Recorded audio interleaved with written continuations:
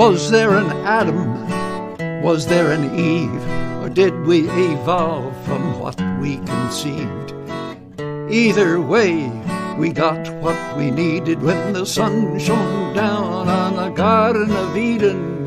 Hey everybody, this is Harvey Sluggo Wasserman back for our 132nd, I think, Zoom call on the Green Grassroots Emergency Election Protection Coalition. We have Wendy Liederman with us, one of our co-hosts, Mike Hirsch, Mara Reeson, and Steve Caruso is our lead engineer for starters. We have a packed agenda, as always, and we have 26 people with us to start. We're going to start with a brief message. I'm just going to talk very briefly about Donald Trump, but unlike every other newscast in the country, we're going to go straight to Wisconsin. And we have some very, very important people with us. ANDREA MILLER from the Center for Common Ground, Norm Stockwell from the Progressive, and Tom Nelson from the hardcore there in Wisconsin. We're then going to be joined by a friend of mine, David Saltman, who has an amazing career in the mass media, and we're going to want to discuss very briefly, but we will discuss it on later calls, who the Democrats could nominate. David's just entering the room here. I'll get him in here.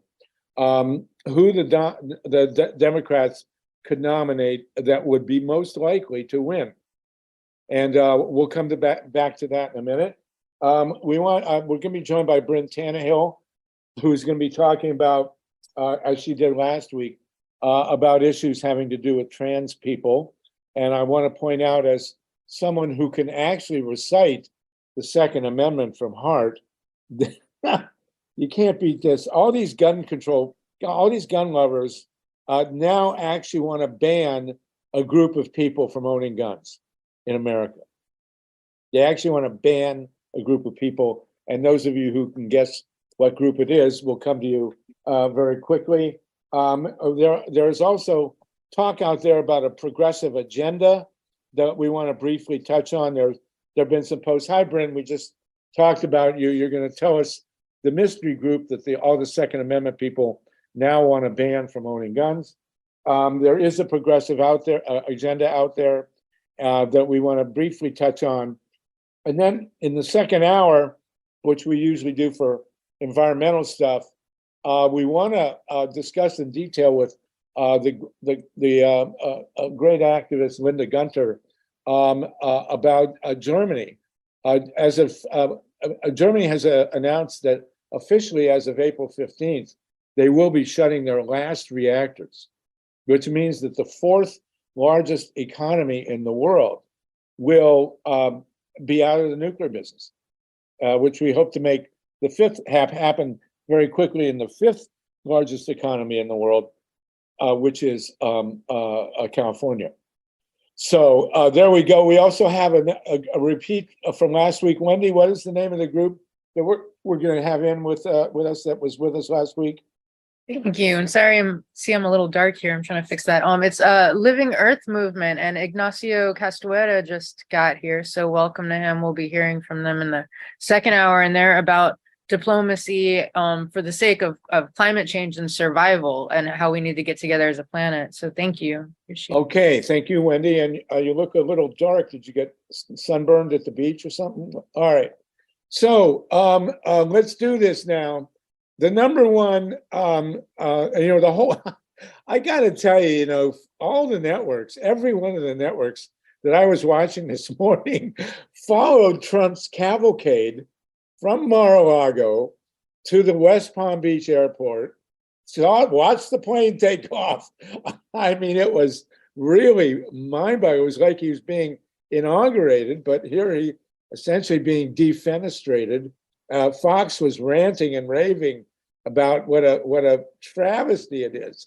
MSNBC was jumping up and down with excitement. CNN was somewhere in the middle. Really a pageant to watch the coverage, but saturation coverage of Donald. He had like I think he had 10 limousines drive to the West Palm Beach airport. He got on a big private plane that said Trump on it, which is as big as any airliner I've seen. We watched it take off. I mean, come on, this is really mind-boggling. So what can I tell you? But we're going to start with what's really important, which is Wisconsin. We are honored to have the great Andrea Miller with us from the Center for Common Ground, the centerforcommonground.org, which is coordinating foam canvassing into the state of Wisconsin. We're then going to go to Norm Stockwell, the publisher of Wisconsin's most important publication, Progressive Magazine and progressive.org. And Tom Nelson will join us from the grassroots in Wisconsin. I think I can very briefly, I'm sure most of you know, there is a Supreme Court race for the state Supreme Court. The court now is divided 3-3 between MAGA Republicans and somewhat progressive people. And Jane Protasiewicz, did I get it? No, but that's close enough. Well, we know it's not Antetokounmpo. So Janet Protasiewicz. Yeah. She's being called generally as Judge Janet. Judge Janet. Janet. And there are reasons for that. Yes. So she is running from the left, and a guy named Riley is running from the right. Dan Kelly. My God. Dan Kelly is running from the right. Welcome, Dennis. Glad you're not writing my scripts. Right. And the balance of power in Wisconsin is at stake, and it actually, this Supreme Court race, state Supreme Court race, could decide the presidential election in 2024 very easily, because Wisconsin is a swing state. If the Republicans control the state Supreme Court, they will vastly fewer people of color and youth will have their votes counted in 24. There's no doubt about that. And we're also talking about at least 2 seats in the U.S. Congress. Wisconsin has 8 congressional seats. The state is evenly divided, but the Republicans have 6 of the 8 congressional seats, and the Democrats just get 2. We have very little doubt that if there were fair districts in Wisconsin, which a remade Supreme Court could do, at least it would be 4-4. So there are 2 congressional seats at stake, and of course the question of women's rights, and a whole lot more in Wisconsin. So at this point in time, Andrea Miller is coordinating people calling in from all over the country to remind people that there is a race. The final day for voting is tomorrow, and there are groups in Wisconsin that are providing transportation to the polls. Yeah. So Andrea, with that, and then Norm, and then Tom, please go ahead. Andrea Miller. Well, thank you very much, Harvey. I'm going to make this quick because you guys have a lot of business tonight. We are calling the Black voters in Wisconsin. Now, Wisconsin is 92% white. So that means 8% of the population is not white. So we are calling the Black and the Hispanic voters for the very simple reason that the party is not calling them at all. Most of the groups that are making calls to Wisconsin are calling, utilizing the phone bank set up by the Democratic Party of Wisconsin. They are calling Democratic and Democratic-leaning consistent voters. Now, when we look at Black voters and Hispanic voters, they are not consistent voters, and a lot of that is voter suppression. And B, many of them are not registered as Democrats. So that means nobody is calling them. So at this point, yes, our phone banks are on our website, centerforcommonground.org/phone banks. And we use a system called PDI. You will love it. The entire system is branched. So when you talk to a voter and you ask, has the voter voted, and do they want to vote on election day? We have an election day script. If the voters, as they've already voted, we've got a script for that. Now, so far, as of yesterday, or as of Saturday, that was the last day of early voting, roughly 380,000 people, 380,886 people in Wisconsin have already early voted. We concentrated on Black voters in Milwaukee. And we are delighted to say that 8,365 have already shown up to either early vote or vote by mail. So this is about 10% of the registered Black voters in Milwaukee. And Ed Spendell made a point of bragging last year that they were able to successfully disenfranchise 37,000 Black and brown voters in the city of Milwaukee. When we talk about voter suppression, the great state of Georgia has drop boxes. The great state of Wisconsin does not have drop boxes. In the great state of Georgia, anybody can drop off a vote by mail ballot or any other person. That is not true in Wisconsin. Each voter must drop off their own ballot. So we've been telling people where maybe there are disabled people who live in their households, call the county clerk. Let them know that you have a disabled person in your household and you will be dropping off their ballot, and get them to make a note of it. You don't want to go down with that ballot and have them refuse to accept it. So thank you, Harvey. So again, our phone banks, centerforcommonground.org/phone banks. There will be a phone bank running tonight starting at 6:30 Eastern, and we will be running a phone bank tomorrow at noon, looking to get the last possible voters out and getting them to vote. Fantastic. I want to point out that quote you gave was from a member of the Wisconsin election board, a Republican, who bragged about suppressing enough votes in the 22 election to have flipped the U.S. Senate seat. Yeah. Because we had a MAGA Republican. We are nonpartisan here, but this guy's one of the worst human beings to ever walk the face of the earth, Ron Johnson. And he should have been easily defeated by Mandela Barnes, but the Republicans very proudly suppressed the vote. And this is the kind of thing that's at stake in this Supreme Court race. Someone texted Andrea that the link on the Center for Common Ground phone banks may be having problems if you want to double check. But the phone bank for the Center for Common Ground is in the chat, the link. And if you can hang on, Andrea, let's let Nope. I just tested it, works just fine. Okay, wonderful, fantastic. Yeah. If you got a couple of minutes to hang on for the great Norm Stockwell. Norm, how long have you been publisher of the Progressive now?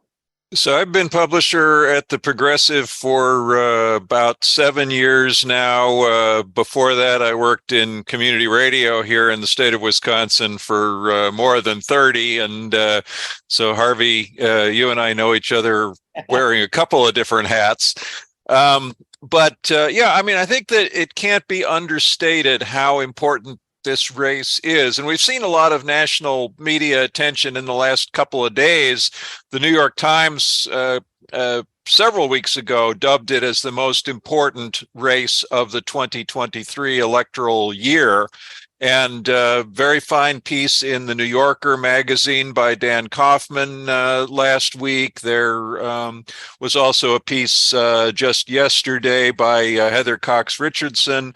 And in our own magazine, The Progressive, we've been covering this most recently. Ruth Conniff had a very fine piece in our current issue of the magazine that's just come out.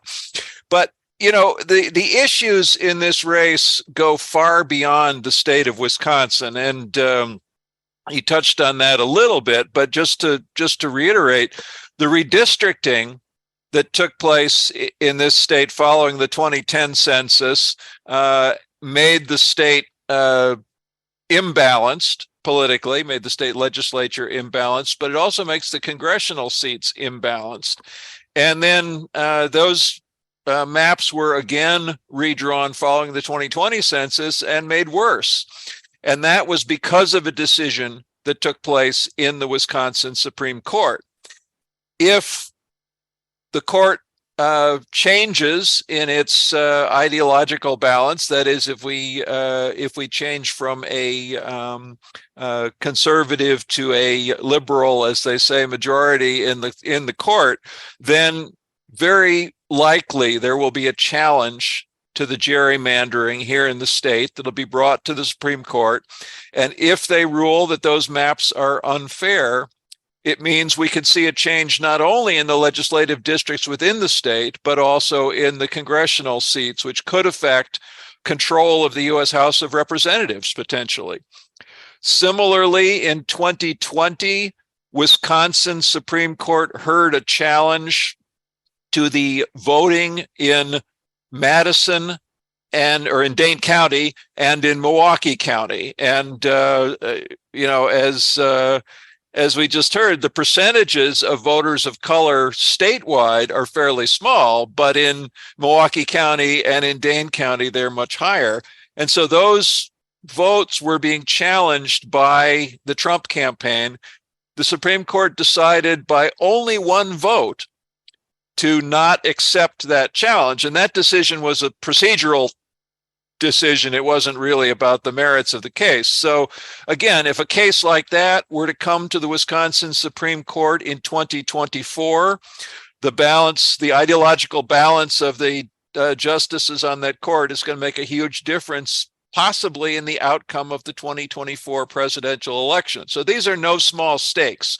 In addition to that, another case that will almost certainly come before the court in the very near future is Wisconsin's 1849 prohibition on abortion. As many have pointed out, that law was written before there was an understanding of germs as the cause of disease. 1849 was some 70 years before women had the vote in the United States. And so that law right now is the standing law on the books. And it's been described as the most regressive law in the country in terms of the possibility of a woman obtaining a safe and legal abortion. And so that's something that will be challenged in the state Supreme Court and will be voted on by whoever is sitting on the court after this week. So, all of these things are just crucial pieces of the conversation, but also the issue of voter suppression, because many of the very, very stringent voter suppression laws that we have in Wisconsin, like a very harsh voter ID law, like the elimination of drop boxes, like the fact that you cannot put into the mailbox a ballot for anyone other than yourself. Those are all things that were affirmed in some way by the Wisconsin State Supreme Court. So it cannot be understated how important this election is. And we're expecting, a very good turnout in the voting tomorrow. But there's also been an awful lot of money spent on advertising and persuading in this election. It's right now the highest ever spent on a state Supreme Court race prior to this one was $15 million spent in Illinois a number of years ago. This race has now probably topped 45 million, according to analysis by Politico. So, or excuse me, by wispolitics.com.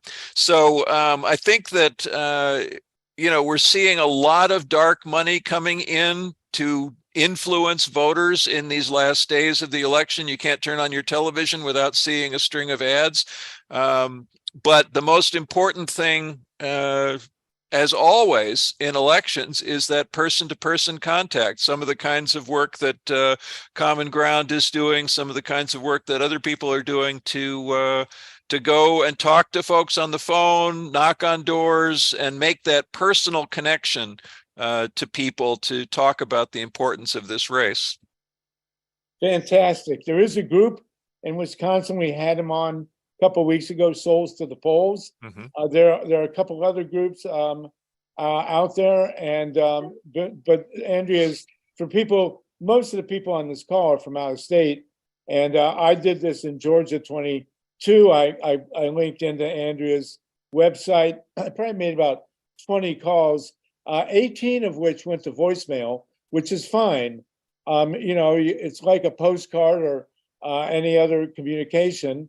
And I think I mentioned I did get one of the two people I got live was trying to run a daycare and kept yelling at people to stop, kept yelling at these kids to get down and stop hitting each other. That was really fun. But at any rate, it's definitely worth doing. And here's the Souls to the Polls. Thank you, Steve. And, let's do it. Tom, thank you, Norm. And Tom Nelson, you are somewhere in Wisconsin. Do you want to give us a heads up on what's going on? I got to unmute you here. Should have unmuted you before. My fault. Go ahead. Tom, by the way, was one of the candidates running against Ron Johnson in the Senate race in 2020. So kudos to him for taking on that challenge as well. Okay, Tom, go ahead, please. All right. Well, first of all, it is a great honor, not to digress too much, the founder of the No Nukes concert, one of the greatest concerts in modern day history. So what an honor. Okay, I just one of many, but thank you. That's great. So I'm up here in Northeast Wisconsin in the Fox Valley. I'm currently the Outagamie County executive, which is Greater Appleton area. And this is considered to be the breadbasket of independent persuadable votes. And so this is a county, I'm actually up for re-election tomorrow. This is a county that if you get about 45 or 46%, a statewide candidate is going to win. Now, the Supreme Court candidates going back about 10 years, the progressives, the liberals have either won this county or have been very competitive. And that's important because we are easily up here the most organized and better organized between the Democrats and Republicans. I mean, the Republican Party here in Outagamie County is a shell of its former self. And so we've got that going for us. But I think what you see up here, and I just want to make a point about this to a broader issue. Norm spoke about everything that is at stake here, and winning this seat in the Supreme Court is like hitting the trifecta. It's like winning the legislature and the governor like that. And it's even more significant because if you go back through COVID, especially, a lot of the legislating that took place was done in the Supreme Court. So during COVID, the Republican legislature spent more days in court suing the governor, suing the Democratic governor than actually legislating. So all we have to do is come up with a few test cases. And just like that, it's going to be the equivalent of passing a bill and having the governor sign it. So you can see how this is going to begin with ballot access, making sure that we are protecting folks' right to vote, going on to the 1849 law, and then hopefully this would be the coup de grace, and this would completely eliminate and take down Scott Walker's legacy, is to find unconstitutional Act 10, which is where it all began. And it would be just the birthplace of progressivism. And Norm can talk about this, and Andrea can talk about this. What's so exciting about this is that there's really never been a race where you can really see crystal clear, not just the kind of agenda that you would have implemented or attempted, but you can see very clearly, here are the concrete issues, and here are the concrete likely outcomes. A woman's right to choose, perhaps labor rights, ballot access. And we know that's going to redound benefit not just here in Wisconsin, but to everyone in 2024, because this is the battleground state in the country. And of course, here in the Fox Valley, the breadbasket of independent voters, persuadable voters, this is the battleground area of the battleground state. Fantastic. Well, thank you so much for that. And I remember in 2016, there were serious questions when Trump carried Wisconsin, that those of us with a history in election protection, it was really a fishy election in 2016. Mm-hmm. And I'm not convinced that Trump was the legitimate winner in 2016. Yep. And a lot of the dirty business will be up to the Supreme Court going into 24. So thank you for that. Anybody wants to ask questions, go ahead and raise your hand, please. Danette asked, is it safe, Andrea, if Judge Janet wins, does that bode well for 24? And Norm and Tom will let you answer after Andrea. Anybody has anything to raise about Wisconsin, please raise your hand. Go ahead, Andrea. Yes, I believe it bodes very, very well for the rest of the country. It gives progressives a boost. It will give us a boost here in Virginia. Remember, Virginia, our entire state legislature will be up for re-election this November. So it does nothing but help because it puts wind back in people's sails. Mm-hmm. Mm-hmm. Norm, and then Tom. Yeah, I mean, I think that one of the things to realize is that even though we have this partisan gerrymandering in place here in Wisconsin and have had since 2011, the fact is, in statewide races, we have seen Democrats consistently win. Governor, lieutenant governor, state treasurer, attorney general, secretary of state. And so, the balance is pretty clear. Wisconsin may be a divided state, but it's a divided state that favors progressive values. And that's been true historically. I mean, even though we have had, our Joe McCarthy's, we have also had our Fighting Bob LaFollett's. And the thing about this Supreme Court race is that it will affect 2024 in three very significant ways. As I mentioned before, there's going to be challenges to the gerrymandering that are going to come before the court. There's no question about that. There's going to be the potential in 2024 of challenges to the election, which would also go before the court. And so you want to have, decent people making those decisions.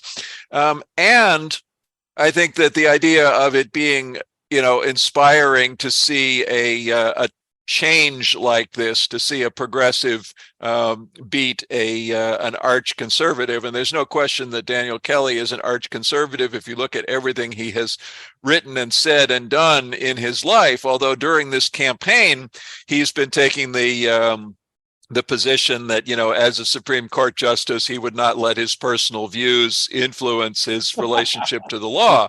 Well, but at least he's got a sense of humor. But I mean, I think that he has the same sort of originalist interpretation of the Constitution in the state of Wisconsin as many of our Supreme Court justices at the federal level have on the U.S. Constitution, and that is this notion that whatever they said in 1848 is still true today. And so I think that that alone gives you a a window into how he would vote. But I think that if you look at his past statements and his past associations, I think that you have a pretty clear idea of how he would vote as well. Janet Protasiewicz, who is running on the progressive side of the ticket, is very clear about what her personal views are. And she also says she would decide cases fairly as they came before her on the court. And so I think that in a sense, both she and Kelly are saying that they would decide cases based on their merits. And I don't think that, his attacks on her for saying what she believes in are any more valid than the fact that he doesn't say what he believes in, even though he acts on it over and over again. Well, here's a quick question. I'll get you a minute, Tom. If Judge Janet wins and the state court overturns the gerrymandered maps, will that happen quick enough to affect the 24 election? Yes, in fact, it could happen as soon as like August. I mean, it could happen very quickly. The case would come before the courts. If they throw out the maps, it would go back to some sort of mapping plan, which is yet to be determined. But last time, we had two sets of maps, one prepared by the Republican state legislature and one prepared by an independent mapping commission created by the governor, and they each presented their maps, and the court ruled what they called a least change option. The Supreme Court ruled that they wanted to keep the maps as close to the bad maps that they already had as could be done. And so it ended up falling into the hands of the Republican legislature, and they presented these maps that are even worse than the 2011 maps. So I think that, that decision is one that would happen very quickly and would definitely be in place prior to the 2024 election. Well, I think especially at the progressive, you need to look at what happened in Ohio. And Steve Caruso can testify to this from the Columbus area. The Supreme Court of Ohio, there were two referenda in Ohio where the public voted very strongly against gerrymandering. It all came to the Ohio Supreme Court, which had a Republican majority, and the Republican Chief Justice threw out the bad maps and said, you have to draw better maps to the legislature. But the legislature is completely gerrymandered, totally dominated by the Republicans, like Wisconsin, and they refused to draw new maps. So if she wins tomorrow and you believe you're going to sail in to a new era of safe maps in Wisconsin, you need to look at what they did in Ohio. It's absolutely shocking. I mean, the legislature basically told both the public and the Ohio Supreme Court to take a hike and put in their own maps. So please look at very closely what happened in Ohio if she wins. Well, and of course, each state has different rules about how the maps are created. And some of our neighboring states years ago have adopted independent, nonpartisan mapping commissions as a way of doing things. And right. we don't currently have that in place here in Wisconsin. Well, just for the record, by the way, we have 50 people on the call. And I do want to mention we're not meeting next week. Next week is Easter Monday. And Passover both, so Jesus will be rising and the bread will not be. We'll meet in 2 weeks. That'll be April 17th. Somebody hadn't heard that before. It's great. I'm a pastor's kid, so I really appreciate that. That is brilliant. I'm not sure if that's original, but that's really good. Yeah, it's been around a while. Anyway, the gerrymandered situation in Ohio is really crucial to look at. And the standard, by the way, has become, and I love to mention this because my favorite Republican was largely responsible for two referenda in 2008 and 2010. California voted overwhelmingly for a state districting, nonpartisan state districting decision to do the legislature and the congressional districts. And it passed largely because it was backed by Arnold Schwarzenegger, who put $3 million of his own money in. And I've mentioned this before, but one of the reasons that Michigan also got a nonpartisan commission is because Arnold had an affair with his housekeeper, and they had a son, and he went to the University of Michigan and he brought his father in to help with redistricting. So maybe if you had another kid that went to Wisconsin, you guys would be in better shape. Anyway, Tom, can I call on you, Tom? Did you want to say something? Go ahead. Tom Nelson? I mean, Norman and Andrea have been really good on this. And I think just to clarify, Norman made a point about how each state has its own background, its own process. And I think what's important here is that 2 or 3 years ago, the Republican legislature passed a resolution, I think it was a joint resolution, that would guide any type of disagreement on the maps through the Wisconsin court system going to the state Supreme Court. So the path is pretty much clear. And so I think that we are closer to having a just answer, a just resolution to this issue than I think most folks, perhaps in the state and around the country, actually realize. But I want to make just one quick point. Good news and bad news. The bad news is Wisconsin might lose its designation as the battleground state in the country. The good news is we are on the cusp of, if you do the math, we went from like about a +2 or a +3 Democratic state to like +0.5 or just down the middle. Well, there's a really good argument that what made that difference, that put it slightly in the Republican column, has been all the voter suppression. That has been all of the ballot access issues. And so if Janet wins and you start changing these rules, if you start changing these precedents, I believe, and I hope, and I predict that 2024 and 2026 and on, you're going to see Wisconsin move from the expectation of a purple state to maybe more of a shade of blue.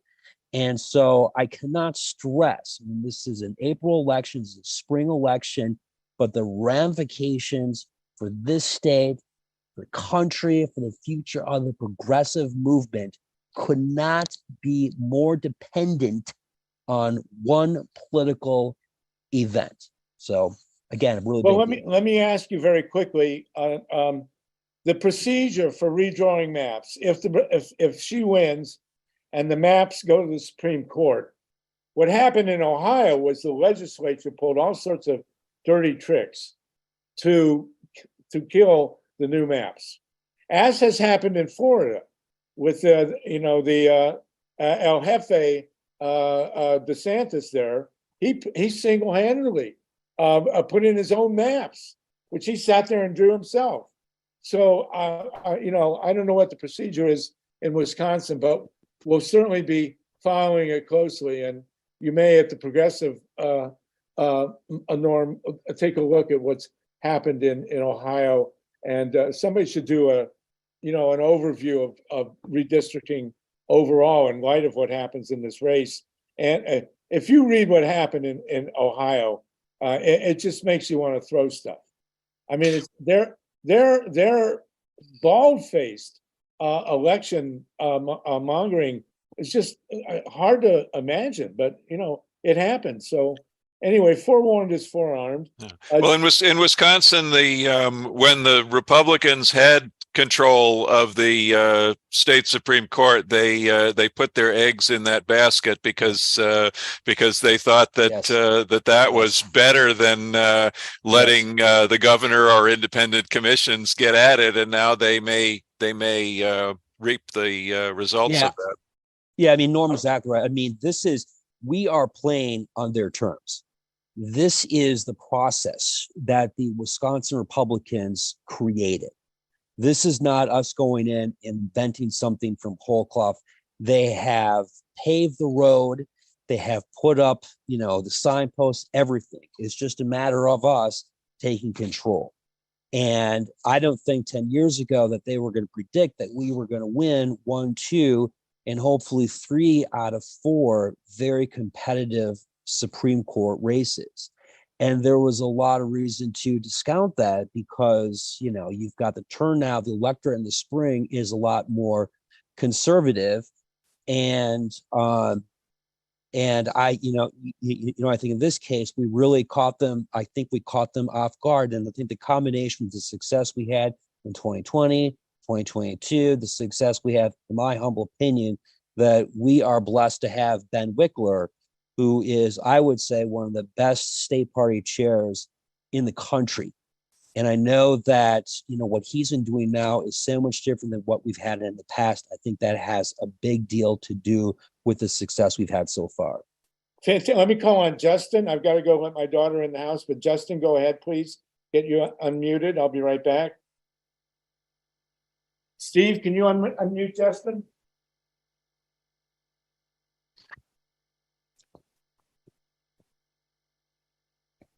So the day after Palm Sunday, I've got some fronds behind my head right now, but wanted to carry on the continuation of how we win elections. And I think there's a lot done for get out the vote. There's not necessarily a lot done to follow up on measuring the voter suppression that did happen. We talk about it, people forwarding it, people bragging about it, but we actually need to quantify it. And so someone has come on this call previously. He's not here today, but Daniel Wolf of AmericaCounts.us has developed both actual vote for us to check up on the polls, the poll tapes, the results from precincts, to cross-check whether those are accurate, as well as to actually talk to voters on a better than exit poll to get demographic information to see who was actually represented and not represented in the votes. So we can actually truly get to the bottom of the malfeasance that's happening, not just the top line, but also the bottom line. So Stephen put the website in the screen share. I'm going to put the link in the chat. But Andrea, if you've got some folks who are on the ground or know anybody who is, please tell them to use actual vote and want to vote.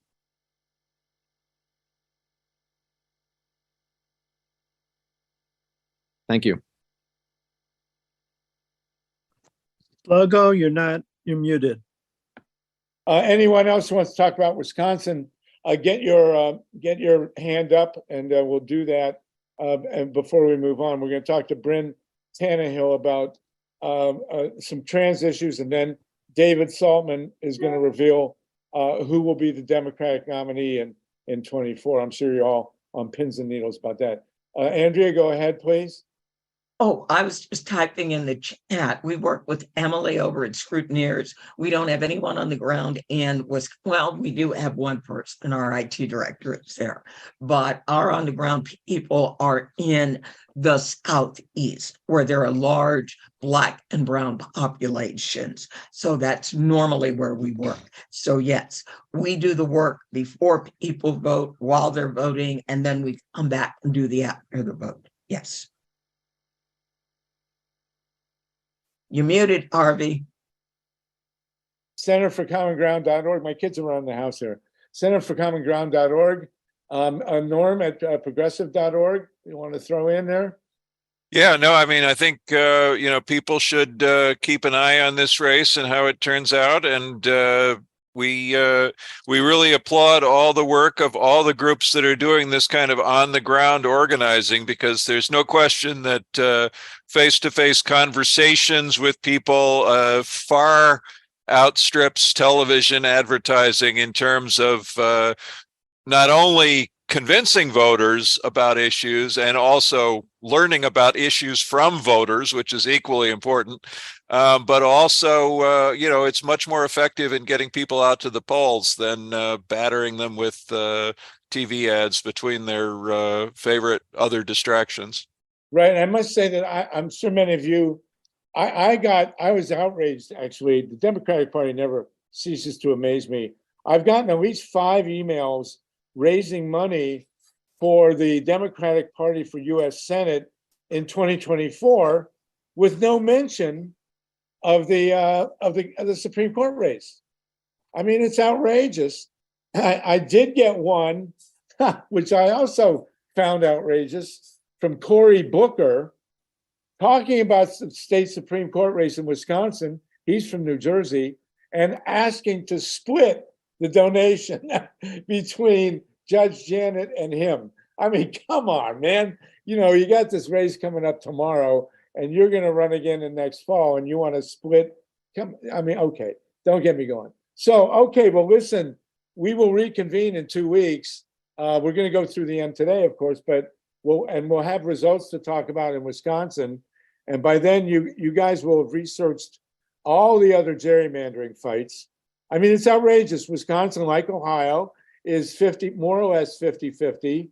They're claiming now Ohio is 54-46 Republican, but that's after the discount for suppressed votes in Cuyahoga, Franklin, and Hamilton counties. So, you know, and yet the Wisconsin legislature, like Ohio's, is a supermajority Republican. And they are not shy. These guys, they don't care, you know, they're going to vote whatever they think they want to vote. So let's watch this closely. Any last words from the three of you? Andrea, I will be going to Center for Common Ground. And I had a good time doing it for Georgia and we won. So let's do it. I'm leading the phone bank tomorrow afternoon. So if you're available tomorrow afternoon at noon Eastern, I'm going to be leading that phone bank. Okay, very good. Norm, good to see you. Thank you very much. Thanks for checking in from Wisconsin. Jeffrey, we'll get to you later if that's okay, please.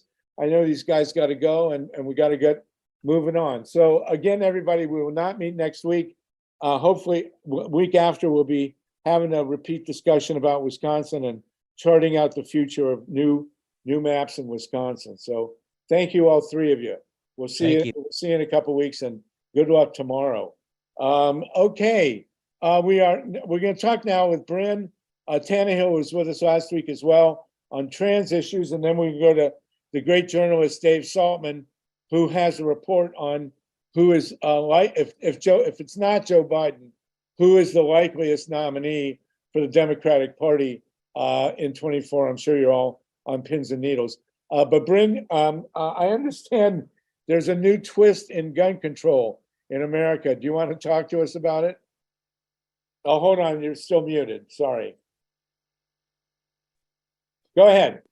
Hey, thanks for having me on again. So the latest is that Republicans have decided that gun control isn't bad if it's applied to trans people. We've heard Tucker Carlson and some other Republicans, even before the shooting in Nashville, were proclaiming that maybe we should take guns away from trans people because they're all sickos and mentally ill. These calls got louder after Nashville. There was some legislation being introduced, which was withdrawn.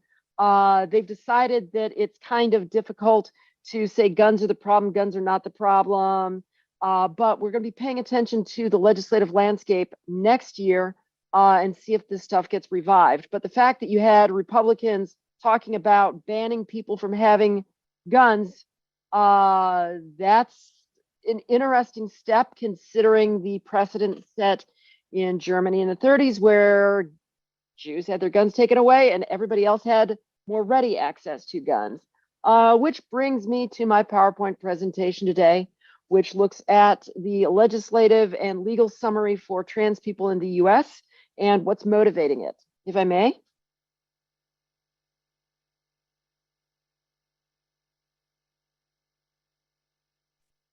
Logo, you're muted.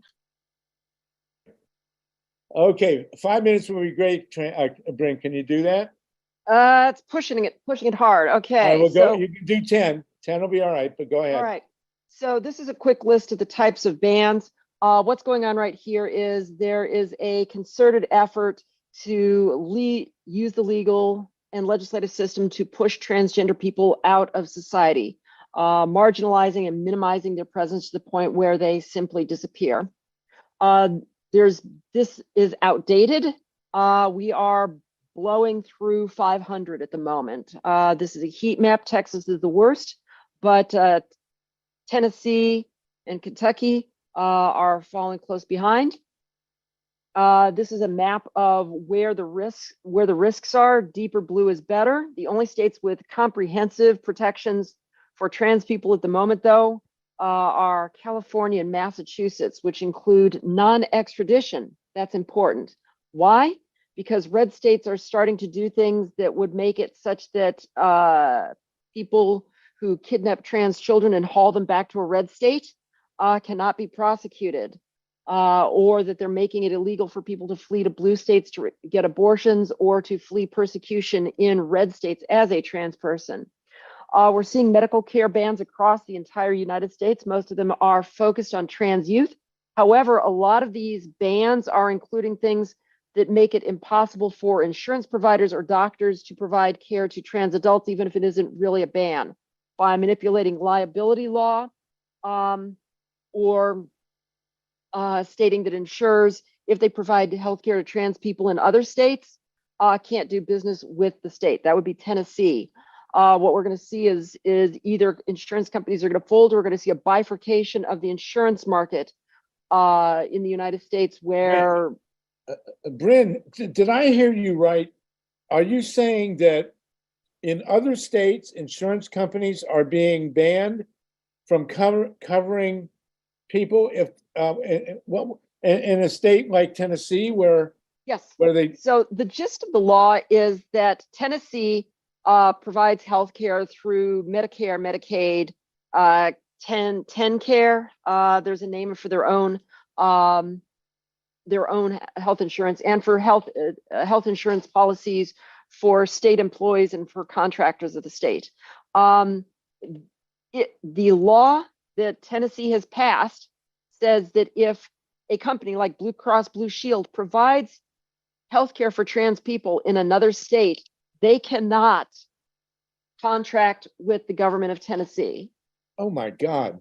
Does everybody get that? I mean, that's complete psychosis. That is really whacked out. Oklahoma has passed a law prohibiting any medical or professional or business that takes state or federal funds from providing transition-related health care. That means essentially no doctors in Oklahoma will take on trans patients, adult or youth. So the ultimate goal is to ban is to functionally eliminate transition-related health care for trans people, and eliminate coverage for trans people in blue states, as well as things like Blue Cross and Blue Shield, Anthem, Kaiser, all drop coverage of trans people in blue states so that they have access to red state markets. This is going to be real interesting when the state of California says, yeah, okay, fine, you could do that, but you don't get to do business here, which is going to lead to a bifurcation of the insurance markets. Drag bans. These are the places where drag bans are in the works. This gets into some First Amendment issues. The law in Tennessee that passed is on hold at the moment. These are don't say gay and forced outing of LGBT students. Basically, if there's also some other laws that are coming into place that prohibit teachers from using a student's preferred name and or pronouns, even if these students are supported by their parents. Florida's got that one going through. Wait, is this in effect in New Jersey? This is proposed in New Jersey. These are just places where it's been proposed. Okay. But any place that's on the high risk map, right? Anything that's in red or in dark red or red here, it's probably going to get passed. Okay, there's 453 bills. I'm sorry, close to 500 now. Right, so everything south of the Mason-Dixon line, plus West Virginia, Kentucky, Missouri, Iowa, Montana, and North Dakota, they're all probably going to end up with forced outing laws. Virginia, New Hampshire, New Jersey. What is a forced outing law? It essentially makes mandatory reporters of anyone, of teachers, doctors, counselors, that if they find out a student is LGBT, they have to report it to the parents, even if those parents are going to take them out on the field and shoot them. You mean a student who is gay in a school, the teacher has to report that student as being gay? Yes. My God.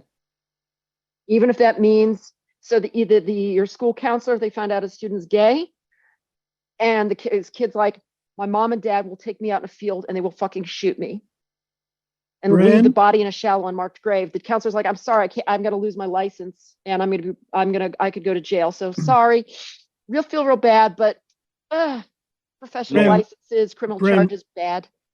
Real quick, Bryn, if one of the parents is supportive and the other one is kind of estranged from the child, do they report to the estranged parent as well, the hostile parent? Yep. Any custodial parent. That is Which absolutely. most custody agreements in the United States today are joint. So this is the goal is to make sure that children never come out because it's just too damn dangerous. Andrea, So the blue states are places where it's already illegal for trans kids to play sports at K through college. Red is where there's legislation coming through. Georgia has implemented should be turned to red. This is a little bit old. Now keep in mind these sports bans, they're banning third graders, right, from playing sports on the boys team, even though there's no testosterone involved and the prize is a plastic trophy, participation trophy at the end, banned, right? Just again. are you saying that girls can't play in boys' leagues and vice versa? Yep. In most of these states, in all of these states, it bans trans girls, i.e. someone who is assigned male at birth. Most of these laws, it applies the other way, that it bans trans men as well. But there are some that where it only applies to trans girls. So again, bathroom bans. This map is a little out of date. I made it 1 month ago, and I would probably have to add about another 10 states to this, including Mississippi, Alabama, South Carolina, Tennessee, Missouri, Oklahoma. South Dakota and Montana have all added bathroom bans to their legislative agenda, which bans trans students from going in bathrooms. Arkansas has the nastiest. Arkansas and Florida have the two nastiest ones, one of which the Arkansas law, which has been amended, would have put any trans person who was using a bathroom. So if you're a trans person, you've done your business, you're washing your hands at the sink and a minor walks in, boom, instant felony, and you're on the sex offender list. Oh my God. Okay. Which the goal, trans people never use a bathroom again in public, right? Most of these bans are on schools, state facilities, universities, right? So anything that's a state controlled bathroom. Derecognition. This is essentially, there is no such thing as trans people. There are no gender marker changes. There will be no recognition of transgender identities or of trans people having any protection under the law. This is essentially a Nuremberg law that basically tries to set trans people back under the law to something under rational basis scrutiny, because you can't have a court case for rational basis scrutiny for a group of people who don't exist, right? Which is pretty close to the legal effect of the Nuremberg citizenship laws. Yeah. Okay. All this right. is bad. Wait, this is more laws that are in play. This is at the federal level, right?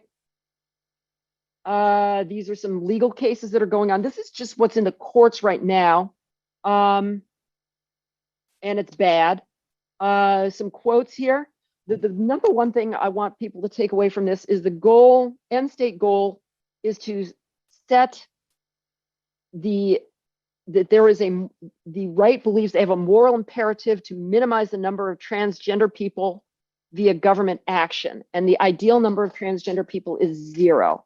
How do you get there? You get there by making trans people detransition, flee to blue states, or never come out of the closet, or you imprison them, right? By setting up laws such that they commit a felony merely by walking out of their house, dressed as themselves or using a bathroom. This essentially, you end up with, their goal is to end up looking like Iran with gay people, that they can say, no, there's no trans people in the United States. You don't see any trans people, do you? We don't recognize them. Nobody here is going to say they're trans. And this was, sorry, that's from my employer, but essentially where we are at is we are somewhere at the beginning of stage 7 of genocide. And the worst part is there's nothing we can do to stop it at the moment in most of the red states that are enacting these laws. It is effectively a lost cause. And my recommendation to most trans people in those states or parents of trans youth is to get out. It doesn't matter what it costs. When I brought this up with my wife, and some people, well, that's not fair. I said, well, you know, what about their livelihoods? What about their families? What about everything else? And the answer is, Harriet Tubman didn't leave with very much coming out of the South either. Was there an Adam? Was there an Eve? Or did we evolve from what we conceived? Either way, we got what we needed when the sun shone down on the Garden of Eden.